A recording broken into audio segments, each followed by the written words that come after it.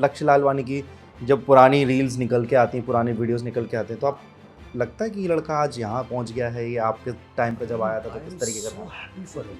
मेरे लिए तब तो लक्ष्य था ना, तब अभी this is how it happens. लक्ष्य भी उस वक्त शोज ही, टेलीविजन शोज ही कर रहा था, और उसके बाद उसने कोरस किया, और उसके बाद मेरे ख्याल से he just stop doing everything and he opted for films. And इतने साल तक रुके रहने के बाद, लगे रहने के बाद, टुडे यू कैन सी ही। तो लगता था कि ये लड़का इतना मेहनती है और इसके अंदर वो बात है कि ये बॉलीवुड का एक स्टार बन सकता है, एक अच्छा खासा नामचीन एक हस्ती बन सकती है। तो पहली जो उसकी थी, is a tall guy, is a good looking guy, voice is amazing, and हमारा सीन बहुत अच्छा आया था, और एकता ने बहुत तारीफ की थी उस सीन की। किसी एक बड़ी एक्ट्रेस है, उन्होंने ये कहा है कि कुंडली देख करके कास्टिंग हो रही है। इसमें प्रॉब्लम क्या है? वो जो लोगों के लिए जितना वो करती है, जो शायद बहुत सारे लोगों को पता भी नहीं है कि वो कितना ख्याल रखती है। जब वो कोई भी शो कर रही होती है तो सारी 120 लोगों का वो ख्याल रखती होती है। जैसे कि किस तरीके मतलब से? वो हर आए दिन she will buy things for, मतलब टी शर्ट्स खरीद लेगी तो मतलब 100 टी शर्ट खरीद के सब में बांट देगी। सीरियसली? वॉच खरीदेगी तो 50-60 वॉच खरीद के सबको, मतलब दिवाली होगी कुछ करेगी तो सब में बांट देगी। शक्तिमान की स्टोरी सुनाई उन्होंने या आपने पूछी कभी? नहीं, ही ऑलवेज स्पीक्स अबाउट शक्तिमान। मुझे तो कभी लगा ही नहीं कि वो मुकेश जी है। Bhishma Pitamah never left. पहले तो आप इस प्रोजेक्ट के बारे में बताइए, हम इंडियंस जानना चाहते हैं कि हमारा एक इंडिया का इंसान वहाँ जा रहा है, काम कर रहा है। जा तो मैं चुका हाँ। और काम भी हो गया। ऑफिशियल अनाउंसमेंट काफ़ी टाइम पहले हुआ था, आई थिंक 2 साल पहले। हाँ, हाँ। डेढ़ पौने 2 साल पहले। देन उसके ऊपर काम हुआ, and now it's getting released. अभी जून में रिलीज़ हो रही है, सिनेमैक्स रिलीज़ कर रहा है। तो हम सब के लिए मतलब एक बहुत ही अच्छी बात है कि इतने अच्छे से वो डिस्ट्रीब्यूट हो रही है फिल्म। फिल्म फाइनली बहुत अच्छी बनी। फिल्म का नाम है on different grounds. It's an English film, out and out, and there are actors from US, from South Africa, from Nigeria, from Ghana, और रोमांटिक कॉमेडी है, और रिश्तों की कॉम्प्लेक्सिटीज़ पे है पूरी फिल्म बेस्ड, और एक लव ट्रायंगल की वजह से कितनी सारी लाइफ्स उसमें इन्वॉल्व हो जाती हैं, and how things mess up, and उसी के अंदर कितनी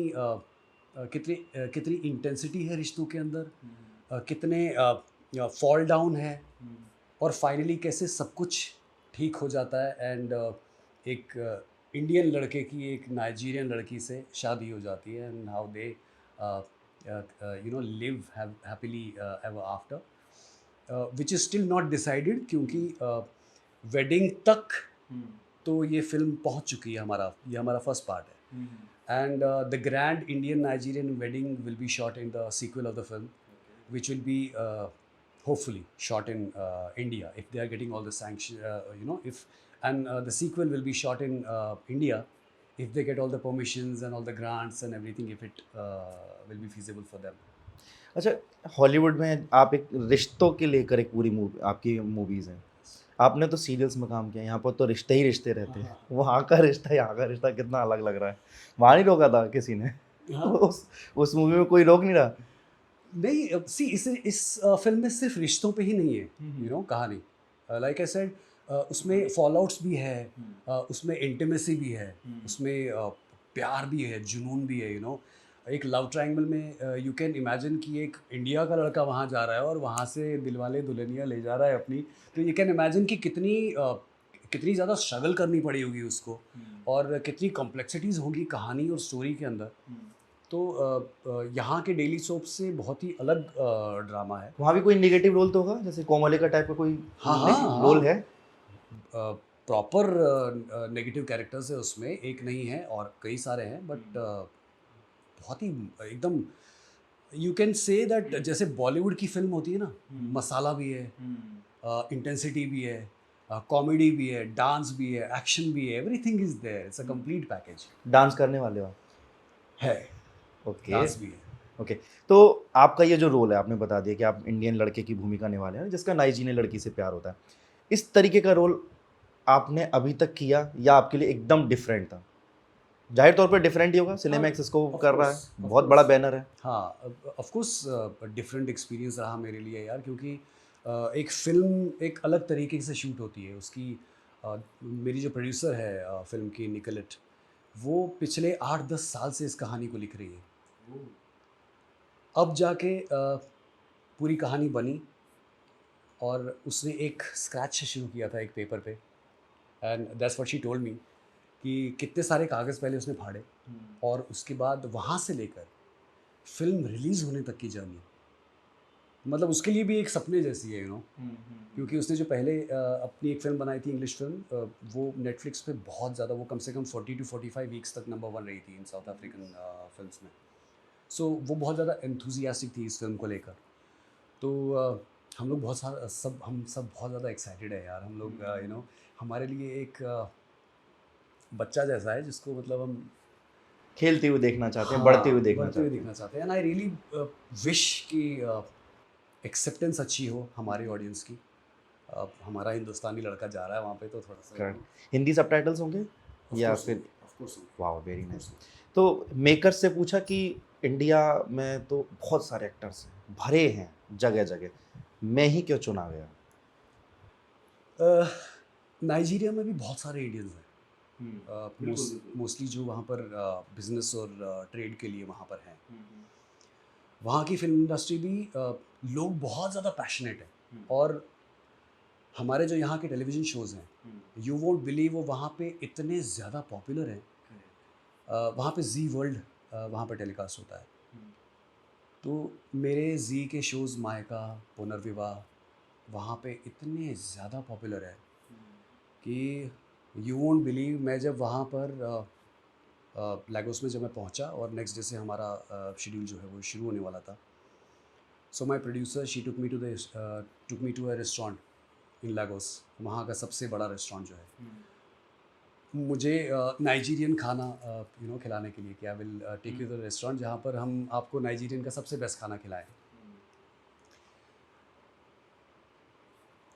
the moment I entered the restaurant, you won't imagine the crew जो वहाँ पर सब सर्व कर रहे थे, सबको खाना दे रहे, जो क्रू होता है, all of them started whispering to each other, अरे प्रशांत प्रशांत he's प्रशांत he's प्रशांत, मतलब फर्स्ट ऑफ ऑल तो they didn't believe कि वो इंडियन एक्टर यहाँ कैसे आ गया है, करेक्ट है। You know. और अचानक से सब लोग ग्रुप करके, बिकॉज वो लोग बहुत ज़्यादा हेजिटेट नहीं करते हैं फॉरेनर्स, तो वो फटाफट सब ग्रुप बना के मेरे पास आए एंड दे कंफर्म्ड इट कि यू आर प्रशांत। मैंने कहा Prashant, Punarvivah. I said what, you're watching Punarviva? Correct है, the He home. said yes. हाँ, हाँ, हाँ। And then they are calling me Prashant. Correct. Properly, Prashant, Prashant. I was like, भाई हमारे television की क्या रीच है। So my producer was shocked and she was happy also कि they know you. Casting सही हुई है। हाँ हाँ, कास्टिंग सही हुई। और मेरी प्रोड्यूसर ने उनको फिर बताया कि मैं यहाँ से, because they already knew that she is a producer, she makes films, तो उन्होंने उनको बताया कि भाई ये इंडिया से आया है, हम लोग यहाँ पर फिल्म बना रहे हैं। They were so happy, they congratulated me. So that is how it happened. और कास्टिंग कैसे हुई, सो देयर इज़ अ, कहते हैं ना कि जब सारी कायनात, जब आपका जब कुछ होने हाँ, वाला हाँ, होता है, हाँ। देन आपको पता भी नहीं चलता कि डेस्टिनी ने कहाँ से आपको चीज़ दे दी। So it is like meeting the right opportunity at the right time at the right place. So one of my friend, he's a ex merchant navy captain, so he travels a lot, or Nicolette is his friend. So his name is Amit Bhandari. अभी वो coach करता है सबको, जो merchant navy में जाना चाहते हैं। Very good friend of mind. वो वहाँ था लागोस में और वो निकलेट से मिला। निकलेट ने अपना उसको ऐसे ही शेयर किया कि मैं ऐसे फिल्म बना रही हूँ। She wanted to cast somebody from Nigeria, but वहाँ पर एक्टर्स तो थे नहीं, तो she was trying to ask him कि मैं कैसे इंडिया से कैसे मैं बुला सकती हूँ एक्टर्स को, और किसको बुलाना चाहिए, कैसे इसको अप्रोच करूँ। सो अमित ने मेरा नाम रेकमेंड किया और उन्होंने अपनी रिसर्च की, उन्होंने अपना देखा सब कुछ, क्या इसने काम किया है, and they got connected to me, and बात हुई हमारी, सब कुछ हुआ, and they locked me, and I went there and shot for it. Very nice. मैं ये जानना चाहूँगा, जब आज जिस जगह पे आप हैं, जब आपने शुरुआत की थी लगभग 20-25 साल, मैं एकदम 20 साल करेक्ट हूँ? पहले। 20 साल पहले, वो फर्स्ट डे अभी भी याद है? ऑफ कोर्स यार, मुझे आज भी वही लग रहा है कि आज भी मेरा फर्स्ट डे है, कसम से बोल रहा हूँ। बिकॉज मेरा मुंबई आना अ, और अपनी जर्नी शुरू करना और यहाँ तक पहुँचना, I had never imagined that it will happen. क्योंकि यार कश्मीरी लड़का एक एक्सोडस से हम लोग बिल्कुल 90 में मैं बहुत छोटा था, और एक्सोडस होके जब एक्सोडस हुआ और जब हम लोग माइग्रेट होके जम्मू की तरफ आए, हमारी दुनिया ओवरनाइट पूरी पलट चुकी थी। We were like rags, you know, from riches. बोलते हैं ना, अर्श से पूरा फर्श, मतलब पूरा रोड पे आ गए थे हम लोग। और वो बहुत डिफ़िकल्ट टाइम था वो हम सब के लिए। उससे बहुत सारी चीज़ें ना, आगे के लिए बहुत सारी चीज़ें चेंज हो गई। लाइक आप हायर एजुकेशन नहीं कर सकते क्योंकि आपके फंड्स वगैरह सब, यू नो, सब कुछ लुट बहुत चुका था। डिफ़िकल्ट टाइम था ना सबके लिए। घर, मकान, खेत, सब सब बाग, बगीचे सब जा चुका सब था। तो उस तरफ की थिंकिंग ही नहीं जाती थी कि कुछ अच्छा, कुछ बड़ा अब किया जाए। तो सारे सपने जो थे वो ख़त्म हो चुके थे।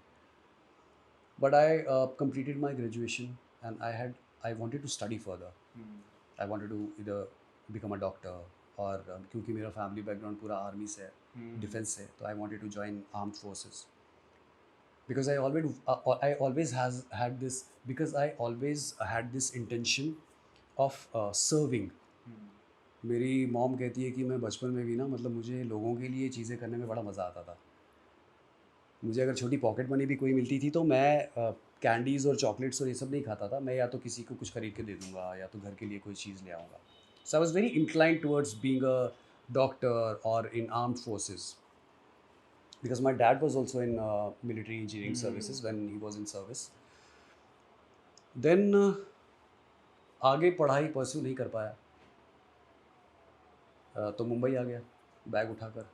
तो एक कश्मीरी लड़का कैसे कैसे हालत में एक बैग उठा के इधर आ गया, और जैसे भी शुरू किया, जो भी शुरू किया, और यहाँ तक आना मेरे लिए तो यार मतलब उस वक्त एक सीन भी, एक अच्छा शो भी मिलना मेरे लिए एक ड्रीम था।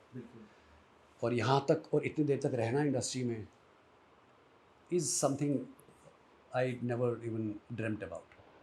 लेकिन इन सब के नुकसान तो कहीं न कहीं जो हुए हैं वो तो ज़िंदगी भर रहते ही हैं, जो ज़ख्म है वो तो कभी भरते नहीं हैं। लेकिन वो तो कभी नहीं भर सकते ना, दैट कभी इज़ नहीं मिल देयर। सकते। लेकिन जब आप आए थे यहाँ पर, तो आपको मिसगाइड कई लोगों ने किया होगा, आपका फ़ायदा उठाने की कोशिश की होगी, आपके फाइनेंशियल तरीके से, आपकी आपकी स्किल के भी फ़ायदे उठाने की कोशिश की गई हो, ऐसा कुछ? इन सब चीज़ों में आपने आपको कैसे बचाया? देख, फाइनेंशियल फ़ायदा तो उठाने की बात ही नहीं थी, क्योंकि मेरे पास फाइनेंस था ही था नहीं नहीं। भाई। मैं कसम से बोल रहा हूँ, I never took money from my parents, क्योंकि उनके पास भी नहीं था। सही बात है। तो मैं तो बस निकल गया। बट हाँ, वो एक होता है कि हर जगह पे कुछ होते हैं ना, हर फील्ड में होते हैं जहाँ पर लोग आपको मिसगाइड कर सकते हैं, जहाँ पर आपको ये लोग बोल सकते हैं कि ये चकाचौंध की ज़िंदगी है, यहाँ जितना दिखावा करोगे ये करना पड़ेगा, वो करना पड़ेगा, या रोल पाने के लिए ये करना ये पड़ेगा, करना या ऐसा पड़ेगा, कुछ करना पड़ेगा। बट वो तो आपकी अपनी चॉइस होती है करना है कि कि नहीं करना है। आप एक शॉर्टकट से, या आप अपनी अलर्टनेस को लॉक लगा के, आप अपनी कॉन्शियस को या अपनी इंस्टिंक्ट को या गट फीलिंग को लॉक लगा के आप या तो उस तरफ चले जाओ आंख बंद करके, या तो आप उसको सोचो कि क्या ये सही है। या अगर आप एक सिचुएशन में फंसे भी, मैं भी बहुत बार फंसा हूँ ऐसी सिचुएशंस में, वहाँ से आप किस तरह निकल गए, दैट इज़ व्हाट मैटर्स। और निकलने के बाद आपका मेंटल कंडीशन कैसा रहता है, that is the most important thing. ऐसा भी रहा होगा, नाम तो आप नहीं ज़ाहिर तौर पे लेंगे, मैं चाहता भी नहीं, लेकिन ऐसा कई लोगों ने किया होगा, लेकिन आज वो लोग कहाँ हैं? आपको लगता है कि वो करियर में आगे बढ़ गए, या एक समय तक तो वो चमके लेकिन आज उनके पास काम नहीं, वो लोग ऐसा कहीं कुछ नहीं हुआ? है भाई, वो लोग कहीं भी नहीं है। सो यू कैन, कुछ समय के लिए उनका अच्छा दाना पानी चला होगा, उसके बाद खत्म। तो इसकी लाइफ उतनी ही होती है। जो लोगों को डिसीव करके या लोगों को चीट करके या लोगों के साथ उनको मिसगाइड करके जो अपना करियर बनाने की कोशिश करेगा, उसका करियर शायद एक शॉर्ट टर्म के लिए बन सकता है, उसको फ़ायदा हो सकता है, वो चाहे फिज़िकल फ़ायदा हो या इमोशनल फ़ायदा हो या फाइनेंशियल फ़ायदा हो, बट इट डज़न्ट लास्ट, वो टिकता नहीं है, मुझे ऐसा लगता है। तो कहीं ना कहीं आपको ये लगता है कि 20-22 साल के अंदर काम के बलबूते पे अगर आप बढ़ते हैं तो आप बढ़ सकते हैं, लेकिन अगर आप ये कास्टिंग काउच टाइप की ये जो चीज़ें हैं, पैसे के बदले ये इन सब चीज़ों से नहीं बढ़ा जा सकता। ये सब्जेक्टिव है, ये ये आपकी प्रेफरेंस है, आपको चुनना पड़ता है एक रास्ता। अ, मुझे लगता है हर इंसान के पास ऑप्शंस होते हैं, राइट? कि मैं सही चुनूँ या गलत चुनूँ, सही रास्ते में जाऊँ, शॉर्टकट से जाऊँ या लंबे रास्ते से जाऊँ। तो मैंने कभी उस रास्ते पे जाना प्रेफर नहीं किया।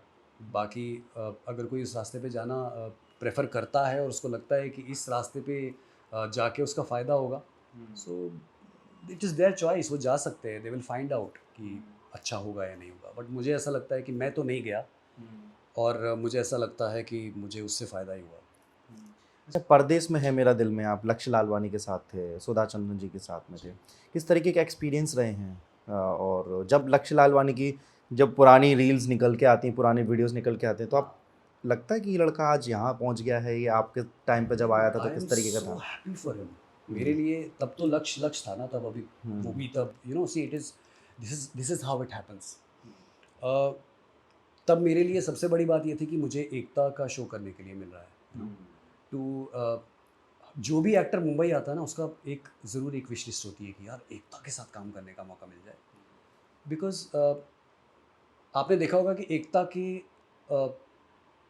बालाजी टेलीफिल्म्स से जितने भी लोग निकले हैं, उन्होंने हमेशा अच्छा ही किया है। Correct. Beat actors, directors, crew, नहीं, राजनीति में भी कर चुके हैं। मतलब लाखों लोगों के घर बने, करेक्ट है। लाखों लोगों के घर लाखों बने, लोगों के। लाखों लोगों के चूल्हे आज भी चलते हैं बालाजी बिल्कुल, टेलीफिल्म्स से, है ना? बिल्कुल। तो सब हर एक्टर का उस वक्त तो craze was at its peak, क्योंकि बालाजी के 30 से 35 शो चलते थे यार सारी सैटेलाइट चैनल्स पे, and it was a craze to get into Balaji.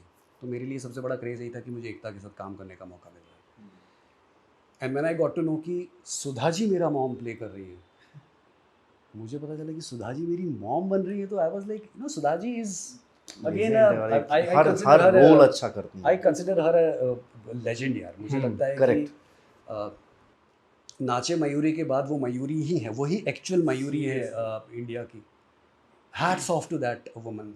मैंने उनका प्रोफेशनलिज्म, मैंने उनकी कमिटमेंट से इतना सीखा है ना, and it was a great show, it was a great opportunity to work with them, learn with them. उसमें बहुत अच्छे अच्छे एक्टर्स थे, दृष्टि थी, अर्जुन था, मनीष था एंड लक्ष्य था। मनीष पॉल या नहीं नहीं uh, Manish Khanna. Manish Khanna, okay. Manish Khanna again a very good actor. हाँ। तो बहुत अच्छा एक्सपीरियंस रहा, एंड स्पेशली विद लक्ष्य भी उस वक्त शोज़ ही, टेलीविज़न शोज़ ही कर रहा था, और उसके बाद उसने पोरस किया। पोरस के बाद मेरे ख्याल से he just stop doing everything and he opted for films. And इतने साल तक रुके रहने के बाद, लगे रहने के बाद, today you can see him. Correct. तो लगता था कि ये लड़का इतना मेहनती है और इसके अंदर वो बात है कि ये बॉलीवुड का एक स्टार बन सकता है, एक अच्छा खासा नामचीन एक हस्ती बन सकती है। मुझे पर्सनली सबको देखकर, मैं जितने भी लोगों के साथ काम करता हूँ ना, मुझे सबको देखकर लगता है कि अगर वो इंसान यहाँ तक पहुँच चुका है, वो चाहे पहला शो उसका हो किसी एक्टर का, या उसका कोई कितने भी नंबर का शो हो, मुझे हमेशा हर किसी को देखकर लगता है कि कोई इंसान अगर किसी ने एक्टिंग फील्ड ही चुना है ना भाई, तो वो पहले ही सुपर ह्यूमन बन चुका है। क्योंकि choosing actors profession is the most difficult decision of your life, it is the most risky decision of your life. क्योंकि आपको ऑपरेट करने के लिए वर्ल्ड में, दुनिया में पैसे चाहिए, रेगुलर इनकम चाहिए, और एक्टिंग में रेगुलर इनकम नहीं है। करेक्ट। कोई गारंटी नहीं है, कोई गारंटी नहीं। कुछ भी गारंटी नहीं है। चलने को शो 6 साल चल जाए, कल चलने को 6 महीने ना चले। आप, वो तो बात तब होगी जब आपको शो मिले भाई। मिले। कितने सारे लोग हैं, और किसी इंसान ने अगर वो प्रोफेशन सिर्फ चुनने का फैसला किया ना, वो अपने आप में सुपर ह्यूमन बन चुका है। कि उसका वो डिसीजन कि मैं बिना रेगुलर इनकम के कुछ करने निकल रहा हूँ, इससे बड़ा खतरनाक डिसीजन कोई हो ही नहीं सकता। बहुत बड़ा दाव है. It's like you are not doing anything else but you are doing something. आपको पैसा नहीं आ रहा, आपको कुछ नहीं आ रहा है, बट आप एक चीज़ में लगे हो कि काश मुझे ये अपॉर्चुनिटी बेस्ड प्रोफेशन है. करेक्ट, मिल गई तो मिल गई तो ठीक. वारे न्यारे हो गए. और इसमें कभी भी स्टेबिलिटी नहीं आती है. करेक्ट. पीक पर पहुंचे हुए लोग, आज काम नीचे मिलना बंद हो जाए तो खत्म. बिल्कुल. आज तमाम ऐसे सुपरस्टार्स हैं जिनके दशकों तक अच्छे काम Absolutely, आज बैठे हुए हैं घर पे. Absolutely. तो मुझे लक्ष्य को देखकर भी उस वक्त यही लगता था हाँ. कि बहुत अच्छा काम करता अच्छा, था. लक्ष्य की आवाज़ तब भी वैसी ही थी. Absolutely, absolutely. that was जब मैंने उसके साथ लक्ष्य के साथ जब मैंने पहला सीन किया था ना, तो उसकी वॉइस इतनी इम्प्रेसिव थी. एंड वी हैड हम दोनों का ही साथ में सीन था. और मेरा शो में इंट्रोडक्शन सीन था, वो पहले से ही शो में था. तो मैं शो में थोड़ा लेट एंटर हुआ था. तो पहली जो उसकी थी, is a tall guy, is a good looking guy, and उसका वॉइस इज़ अमेजिंग. एंड हमारा सीन बहुत अच्छा आया था और एकता ने बहुत तारीफ़ की थी उस सीन की.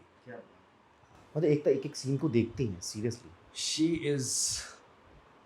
She I call her queen. Correct. और वो हर इंसान यही हाँ, कहता है. बिकॉज यार देयर इज़ नो कंपैरिजन. वो एक एक सीन खुद देखती है यार. वो डांट लगाती हैं सीन अच्छा ना होता. यार मुझे नहीं पड़ा डांट. I was so fortunate. किसी को देखा हो डांट लगाते हुए. ऑफ कोर्स मीटिंग्स होती है भाई, रात रात भर, सुबह कभी भी मीटिंग, किसी भी वक्त मीटिंग हो सकती है. हाँ, ये जो आपने बात कही, ये मुझे कोई कह रहा था कि एकता की एक आदत ऐसी है कि वो रात को एकदम से उठेगी या जैसे ही उनका मन हो मीटिंग बुलानी, एकदम से सबको मीटिंग बुला लेती हैं. मुझे तो पता ही नहीं वो सोती कब है. वो पता नहीं, मतलब वो पता नहीं, मुझे लगता है बोलते हैं ना वो स्वयं जो होता है ना, मुझे लगता है उनके अंदर ना, मुझे whatever people have opinion, I as an actor I think मुझे ना उनके अंदर साक्षात सरस्वती माता दिखती है, जिनके अंदर इतनी ज़्यादा कैपेबिलिटी और इतना ज़्यादा कैलिबर, उतनी ज़्यादा एनर्जी है, जो इतने सालों से इतनी ज़्यादा डिलीवरेंस, इतना बड़े शोज डिलीवर करना is not a simple thing भाई. Unless and until there is a hand of God on you, it is not possible for a normal person. अच्छा, एक चीज़ कही जा रही है एकता कि हमारा जिक्र चल रहा है, किसी एक बड़ी एक्ट्रेस हैं, उन्होंने ये कहा है कि आजकल उनका भी बिना नाम लिए हुए कि कुंडली देख करके कास्टिंग हो रही है कि अगर विनीत रैना जी अगर आ रहे हैं, अगर इनको हम कास्ट करते हैं तो पहले इनकी कुंडली निकाली जाए. क्या इनके भाग्य अच्छे हैं कि अगर इनके भाग्य अच्छे होंगे तो सीरियल अच्छा चलेगा? यार मेरे साथ तो ऐसा नहीं हुआ आज तक. और मैंने मेरे ख्याल से हमारी इंडस्ट्री के सारे चैनल्स, और आप किसी भी बड़े प्रोडक्शन हाउस पे आप हाथ रख दो या नाम ले लो, मैंने उनके साथ एक शो किया ही किया होगा. Whether be it Swastik, whether be it Balaji, whether be it Creative Eye, Rajan Shahi, whether you name it, और मैंने सबके साथ काम किया. किसी ने मेरी कुंडली नहीं मांगी भाई आज तक. बट अगर किसी का, इसमें प्रॉब्लम क्यों है? अगर मैं एक प्रोड्यूसर हूँ और अगर मुझे लगता है कि मुझे अपने कास्ट को एस्ट्रोलॉजिकली अलाइन करके शो बनाना है, और मेरा अपना विश है, मैं चीज़ बना रहा हूँ ना, और मेरा अगर अपना विश है कि मुझे कुंडली देखकर किसी को कास्ट करना है, इट्स हिज चॉइस. इसमें बुरा क्यों है?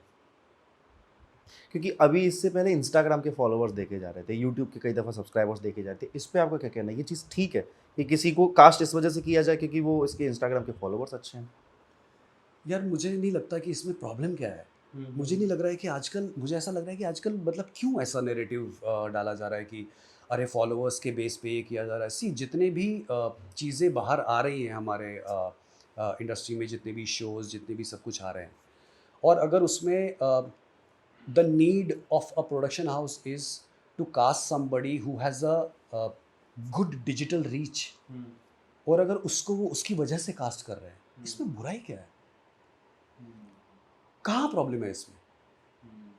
क्योंकि इवेंचुअली जब किसी का एक फॉलोअर हो या किसी के 50 मिलियन या 10 मिलियन फॉलोअर्स हो, finally what will matter? What matters in the industry? क्योंकि जब मैं इस चीज़ पे बातचीत करता हूँ तो कई दफ़ा आपकी ही इंडस्ट्री के लोग ये कहते थे कि इंस्टाग्राम के फॉलोअर्स के आधार पर अगर कास्टिंग की जाएगी तो ये गलत है, क्योंकि एक एक्टर होता है. बहुत सारे ऐसे एक्टर्स हैं जैसे साक्षी तन्वर, वो नहीं है. रानी चटर्जी का ऑफिशियल अकाउंट नहीं है. सैफ अली खान का ऑफिशियल अकाउंट नहीं है. लेकिन एक्टिंग के मामले में ये तीनों धुरंधर हैं अपने आप में. तो इस मामले में भी कई दफ़ा आप लोगों के यहाँ पर जो एक पूरी इंडस्ट्री है, कुछ लोग इसको हाँ कहते हैं, कुछ लोग इसको अच्छा कहते हैं, कुछ लोग इसको बुरा कहते हैं। फलक नाज़ ने ये बात कही थी कि ओके। कुंडली देख कर के आजकल कास्टिंग हो रही है। हो सकता है उनको वैसा किसी ने बोला हो तो उन्होंने अपना एक्सपीरियंस शेयर किया हो, बट मुझे किसी ने ऐसा आज तक मांगा नहीं है कि आपके कितने फॉलोअर्स है या मुझे मेरे काम के बल पर ही काम मिला यार। मुझे तो मेरा ओपिनियन, मुझे मैंने मेरा ये एक्सपीरियंस नहीं है। बट अगर कोई किसी को बट मेरा पॉइंट ऑफ व्यू अगर आप जानना चाहोगे, कोई भी अगर अपने प्रोडक्ट के लिए अपने विजन के लिए फॉलोअर्स के बेस पे उठाना चाहता है, एक्टर्स कास्ट करना चाहता है, या टैलेंट के बेस पे करना चाहता है, या फेम के बेस पे करना चाहता है, लुक्स के बेस पे करना चाहता है, it all depends on them. अगर उनको ये करने में अच्छा लग रहा है, अगर ये चीज़ उनके प्रोडक्शन के साथ अलाइन हो रही है, तो उसमें कोई प्रॉब्लम नहीं होनी चाहिए। I don't have any issues with that. Okay. मायका सीरियल में आप शिल्पा शिंदे के साथ काम करते हैं। शिल्पा शिंदे ने फिर बाद में जब भाभी जी घर पर हैं सीरियल किया और अभी हालाँकि वो सीरियल से बाहर हैं। शुभांगी यात्रा आ चुकी। तो लगता था कि ये इतनी अच्छी एक्टिंग कर पाएँगी और घर-घर में इतनी प्रसिद्ध हो जाएँगी भाभी जी? Of course Shilpa has always been a very good actor. और हाँ। ये शिल्पा के साथ मैंने 3 शोज़ किए हैं। पहले शिल्पा और मैंने एक डीडी पे एक शो किया था साथ में, दूरदर्शन पे। दूरदर्शन पे एक शो किया था। मुझे उस नकाब नाम था उस शो का, नकाब। और उसके बाद वापस से जब हम लोगों ने काम किया मायका में, और हमारी तो दोनों की जो हमारी जोड़ी थी, वीर और सोनी, आज भी आप अगर उसको सर्च करोगे तो आज भी आपको उसके बारे में हैशटैग और ये सब आपको मिलेंगे। जबकि तब के टाइम पे, ये 2007 की बात है, तब इंस्टाग्राम वगैरह कुछ नहीं हुआ कुछ करता था, नहीं हुआ फेसबुक और ऑरकुट हुआ करता और था। कुछ हुआ करता था, करेक्ट है। उस पे हमारा इतना क्रेज हुआ करता था, ठीक है। Then we again collaborated for Lapataganj एक बार फिर। That was Shilpa and me doing third show together. Lapataganj comedy Yes, वाला ही था, करेक्ट हूँ? yes, yes. अच्छा शिल्पा शिंदे के बारे में जितना जानता हूँ, शिल्पा शिंदे का अगर कुछ भी होता है तो वो तुरंत आकर के कह देती हैं। कहा जाए तो वो लड़ लेती हैं अपनी। इसी टाइप का उनका बिहेवियर है बिल्कुल, रहा है सेट पे वो भी? बहुत बिंदास है। वो बहुत जो उसके दिल में है वो ज़बान आपके पे साथ है। कभी नोक-झोंक हुई? नहीं, हमारी तो we have a very good equation. हम लोगों ने 3 शोज़ साथ में किए। We are very cordial with each other. और मुझे उसका काम करने का ढंग, उसका professionalism, the way she takes stand for people in the unit, वो जो लोगों के लिए जितना वो करती है, जो शायद बहुत सारे लोगों को पता भी नहीं है कि वो कितना ख्याल रखती है। जब वो कोई भी शो कर रही होती है तो सारी 100-120 लोगों का वो ख्याल रख रही होती है। जैसे कि किस तरीके मतलब से? वो हर आए दिन she will buy things for, मतलब टी शर्ट्स खरीद लेगी तो मतलब 100 टी शर्ट खरीद के सब में बांट देगी। सीरियसली? वॉच खरीदेगी तो 50-60 वॉच खरीद के सबको, मतलब दिवाली होगी कुछ हाँ, करेगी हाँ, सब हाँ, में हाँ। बांट देगी। So we used to do that in Maayka. Shilpa तू क्या दे रही है इस बार? मैं कपड़े दे देता हूँ यार, तू ये कर। तो हम सब के लिए ये करते थे। सो that is how she is. बहुत बिंदास है ना, तो इसीलिए वो लोग अपनी अपनी ओपिनियन बनाते हैं। But look at her, she is known as a bhabhi ji. वो ऑफ कोर्स उसका फॉल आउट हुआ, और शुभांगी आई। Shubhangi is again a good friend, amazing actor, जिसकी अभी फिल्म भी आई, I was at the premiere. और अभी वो नहीं है, और अभी वापस से शिल्पा आ गई है। हाँ। तो ये तो चलता रहता है इंडस्ट्री में यार। अच्छा मैं एक सवाल करना था, सुरेखा सिकरी मैम के साथ काम करते वक़्त कैसी फीलिंग्स आई? मतलब देख के क्या लग रहा था मैम को? क्योंकि मैं उनको को बड़ा पसंद करता हूँ। मैं यार जब मेरा उनके साथ सीन था, मेरे उनके साथ बहुत सारे सीन थे परदेश में मेरे दिल के। हाँ, हाँ, और मैं जब भी उनके साथ सीन होता था ना, या जब जब मैं उनसे मिलता था, रिहर्सल होती थी, तो मैं उनके बराबर में नहीं बैठता था। मैं उनके पैर में बैठता था। मतलब वो अगर यहाँ बैठी है तो मैं यहाँ उनके नीचे बैठ के लाइंस करता था मैं। क्योंकि जैसा आपने कहा ना, वो जो level of respect for that artist, और जब आप ऐसे एक्टर के साथ जब आप परफॉर्म करते हो ना, तो ऐसा लगता है कि आपने एक कोर्स ज्वाइन कर लिया है। सीरियस। ठीक है, तो जैसे सुधा जी है, हाँ। आप सुधा जी के साथ काम करो, आपको लगेगा आपने कोर्स ज्वाइन किया है। क्योंकि वो सबसे पहले सेट पे आ जाएंगी, टाइम पे सेट पे आ जाएंगी। वो कभी स्क्रिप्ट नहीं देखेंगी, वो पूरा रेडी होके प्रॉपरली सेट पे आएंगी। तो इंस्टीट्यूट ही हुआ ना, तो वहीं से तो आप सीखते हो। But it depends on you whether you are picking that pointers और नो। अच्छा, तब तक बालिका वधू आ चुका था? ऑफ कोर्स आ चुका था। ओके। तो सुरेखा शुक्ली मैम का रियल बिहेवियर किस तरीके का था? जैसे हमें दिखती थी बालिका वधू वैसे कि बहुत एकदम स्वीट, नॉर्मली बहुत शांत और बहुत ये, बट बीच बीच में उनके वन लाइनर्स और उनके मजाक जो होते थे ना, वो बहुत क्रेजी होते थे। बहुत बहुत वन लाइनर्स उनके बहुत होते थे बीच बीच में। जैसे मैं बधाई दो में उनके देखे हाँ? वन लाइनर्स, बधाई दो में। अरे she had like crazy sense of humour, क्योंकि हम जब रिहर्सल्स करते थे और बीच में कभी कभी वो ऐसा पंच मार देती थी ना, तो हम सब भाई हंस हंस के लोटपोट हो जाते थे हम लोग। It was amazing to work with her. कभी डांट वांट लगाती थी किसी को? क्योंकि सीनियर है सबसे, किसी को never never never never never यार। उनको ना छू के ही ऐसा लगता था ना, मैं लिटरली बताता हूँ, कहते हैं ना कि एक इंसान में एक ऑरा होता है, एक इंसान एक ऑरा लेके चलता है, उसमें एक एनर्जी होती है। यू नो आप मतलब मैं उनको कैसे मिलता था, मैं उनको ऐसे मिलता था। अच्छा, जैसे अपनी दादी के हाथ पकड़ हाँ, लेते, नानी अब के मैं हाथ ऐसे पकड़। करता, कैसी हैं आप, तो मतलब यार हाथ पकड़ के ही ना ऐसा लगता था जैसे किसी पावर हाउस को हाथ लगाया, literally. So you will feel that energy rush, that aura.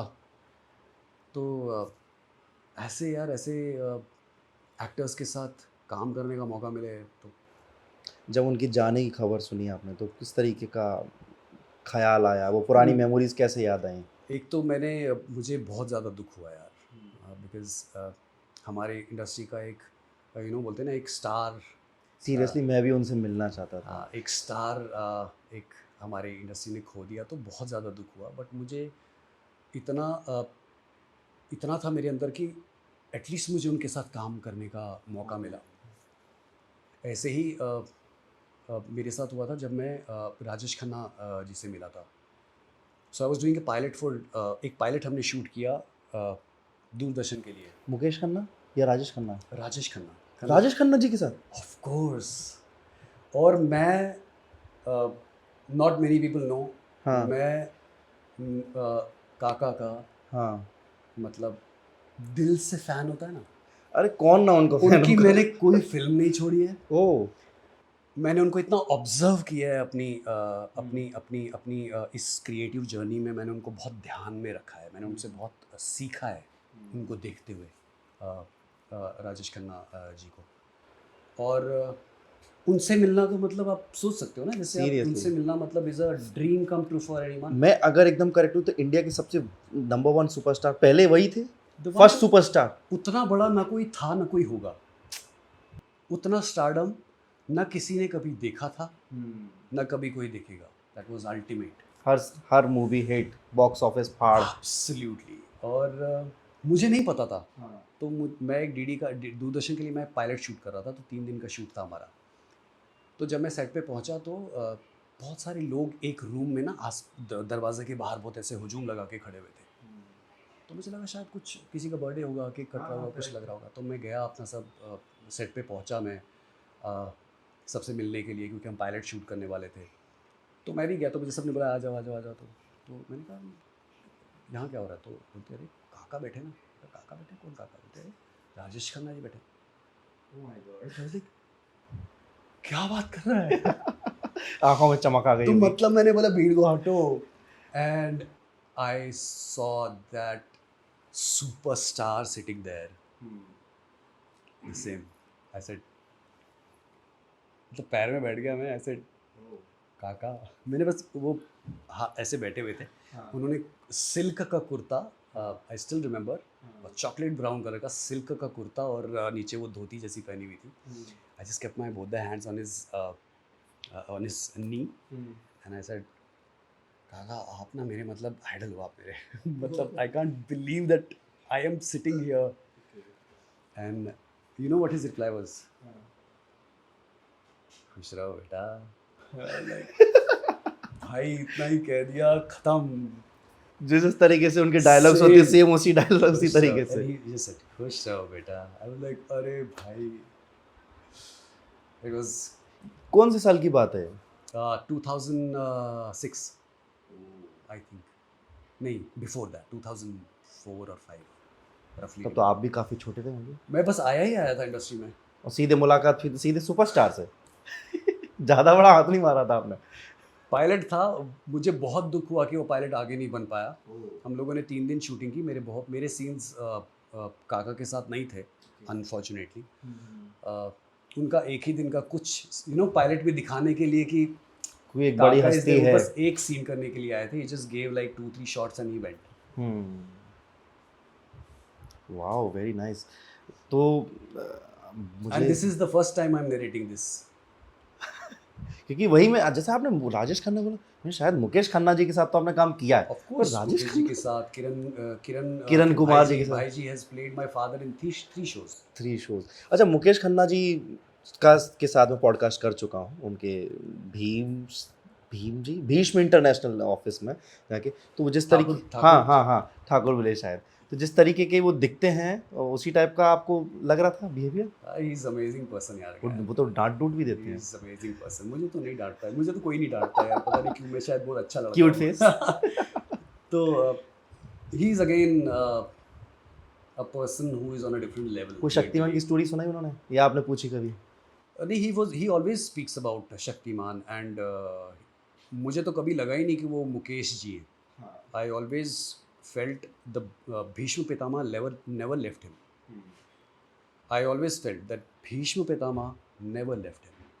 He is Bhishma Pitama. You know na that he is still he is brahmachari. Correct. And he does not let women even touch him and all that. Correct. जो उन्होंने वो प्रतिज्ञा ली थी ना, हाँ, वो real प्रतिज्ञा ही थी। आज तक है। And he will see off you like Ayushman Bhava, है ना? करेक्ट, मिल चुका हूँ। आयुष्मान भव आयुष्मान। और सुपरस्टार, ये स्टार्स हैं यार, ये लोग एक आप अलग- उनके जब ऑफिस में जाइएगा हाँ। तो आपको 4-5 तरीके की हैट्स मिलेंगे। तो मेरे जस्ट सामने वो आते हैं और हैट पहनते हैं, और फिर सही है क्या, फिर दूसरी पहने, ये वाली ठीक लग रही है क्या, फिर तीसरी, 3-4 उन्होंने चेक की, उसके बाद जब उनको एक सही लगी तब जा करके वो बैठे हैं। और जब वो बातचीत में स्टार्ट हो जाए फिर तो ऐसा लगता है कि चौपाल लग चुकी है, अब तो ऐसे पालती मारो अरे, और सुनते जाओ उन्हें। these people are, मैं बोल रहा हूँ ना, ऐसा लगता है उनके साथ कभी भी बैठ जाओ ना, ऐसा लगेगा आपने कोर्स ज्वाइन कर लिया है। कोर्स ज्वाइन कर छोटा लिया, मोटा पुरानी crash बातें याद। और उनके साथ बैठ के तो मैंने पॉलिटिक्स की बातें बहुत की, course। अरे वाह। क्योंकि उनके हाँ। कांटेक्ट अटल जी से बहुत थे, हाँ, जेटली हाँ, से हाँ। बहुत थे, सुषमा स्वराज जी के तो बड़े खास थे, वो आडवाणी के बड़े खास थे। अभी तो he has been very vocal also on his channel and all that. So he is enjoying his time. हाँ, करेक्ट। तो मुझे बहुत अच्छा लगा आपके साथ बातचीत करके विनीत, और Same here. बिल्कुल, और मैं आपकी जब मूवी आएगी तो मैं ज़रूर जाऊंगा देखने के लिए।